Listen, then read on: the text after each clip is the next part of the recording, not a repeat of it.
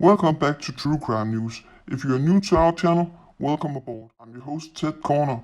If you're interested in true crime in general, consider subscribing. Let's jump right into the news.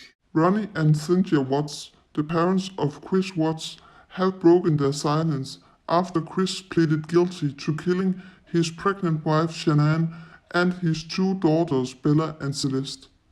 Chris should have pleaded guilty to the killing of the girls in an attempt to avoid a death sentence. But Ronnie and Cynthia Watts do not believe their son murdered the little girls. They are convinced Chris was railroaded into making his guilty plea, and they want him to take his guilty plea back if he is innocent.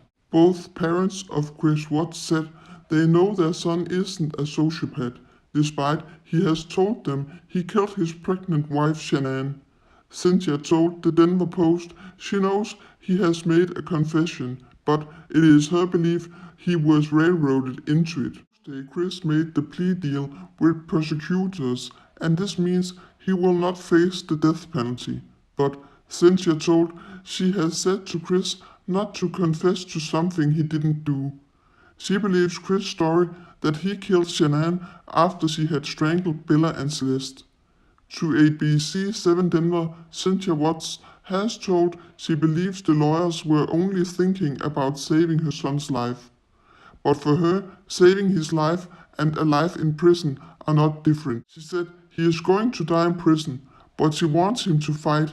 She don't want him to take the plea deal. She wants him to plead not guilty in the murders of the girls. Ronnie Watts told if he didn't kill the girls, he wants him to face that and let them prove otherwise. Ronnie also told they are still looking for answers to a lot of questions regarding the case. In Ronnie's opinion, everything happened too fast, from a case status to a plea. Prior, Chris Watts has denied murdering Bella and Celeste. The plea deal was approved by Shanann's family, who has told they didn't want to end his life as he ended their daughters' and grandchildren's lives. After the hearing, the family didn't speak, but they watched as the DA announced the outcome of the hearing. After the hearing, Weld District Attorney Michael Rook revealed Shanann's family did not want Chris to be executed. He told Shanann's mom, Sandra, had said he made the choice to take their lives and that she didn't want to be in the position of choosing to take his. Rook told one of the factors in the decision was the impending gubernatorial election, which could determine whether or not a governor would even enforce the death penalty if it appealed. Rook took a stab at Colorado Governor John Hickenlooper, who repeatedly had opposed the execution of death row inmate Nathan Dunlap.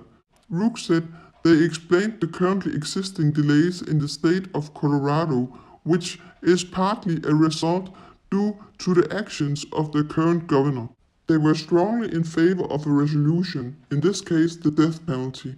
Rook tells this was the most important consideration to him in deciding how to proceed in this case. He continued telling he doesn't know how he should have sat with Sandy in her kitchen asking her to commit the next 25 years of her life to the criminal justice system without any assurance that the sentence would ever actually be imposed. Rook told they had established a partial motive but would not say what that was. The victim's autopsy reports remain under seal. Rook told he was sick and saddened by the case. He said he never wanted to have a press conference like this.